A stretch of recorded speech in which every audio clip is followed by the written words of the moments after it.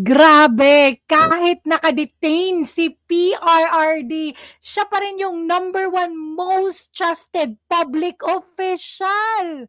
'Di ba? Ng mga Pilipino, ganyan. Kasi pag talagang natikman mo at nakita mo talaga, mamahalin ka talaga ng mga Pilipino. Yan talaga. Ito guys pakinggan natin yung balita ng UNTV. Mayorya ng mga Pilipino ang nagtitiwala pa rin kina dating Pangulong Rodrigo Duterte at Vice President Sara Duterte. Base sa resulta ng latest Pulse Asia survey, lumabas na nakakuha ng 63% trust ratings si dating Pangulong Rodrigo Duterte, habang 50% naman ang nakuha ni Vice President Sara Duterte.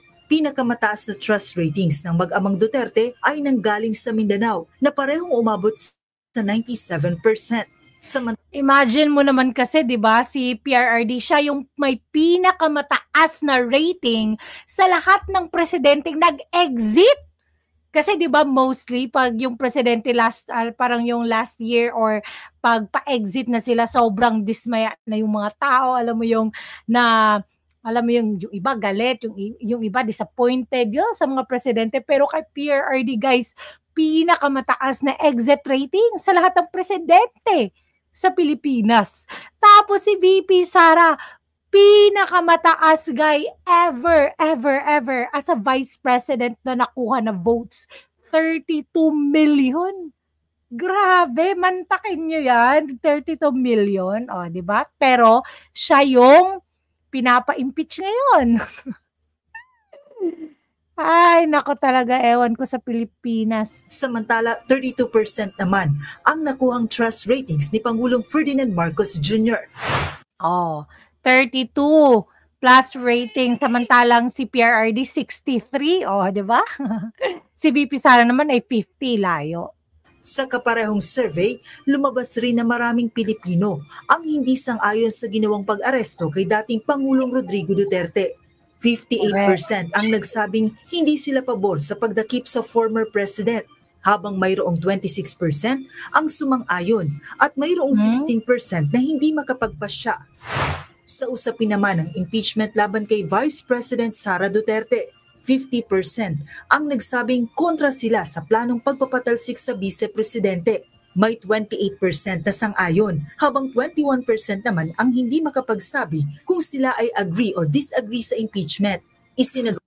Yang 21% niyan, wala yung kaalam-alam. Alam mo yung mga nagtatrabaho na, alam mo yung mga focus talaga sa trabaho, pamilya, walang pakialam sa politics.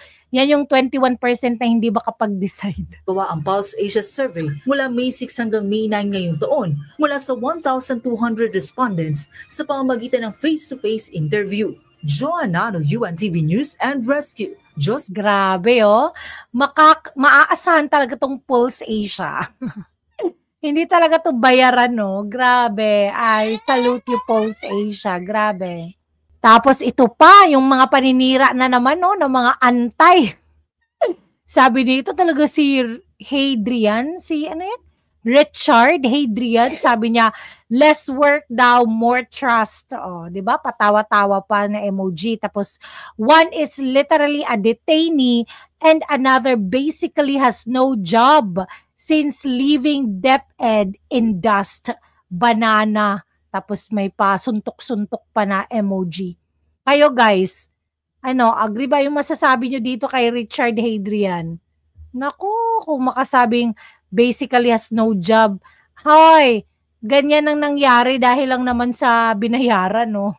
Dahil sa mga pangungurakot, kaya umalis si VP Sara. Naku, talaga tong mga, kung makapaglaban ng hindi talaga kami makakalimot sa Sub-Saharan mo, no?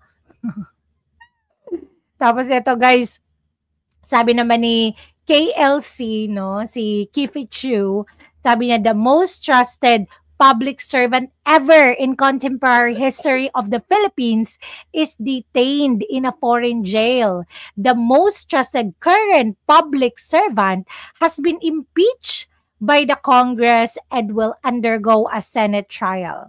The least trusted politician is positioning himself to continue his pillage of our budget as Speaker with the support of 200 plus congressmen.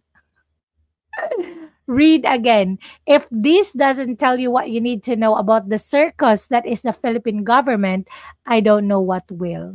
Correct, di ba? Yung the most trusted public servant, pinakulong. Yung the most trusted current public servant ay pina-impeach. Pero yung pinaka-least trusted na public servant ay will continue. It's mananatili bilang speaker. Ano ba? Only in the Philippines. Grabe, no? Grabe to.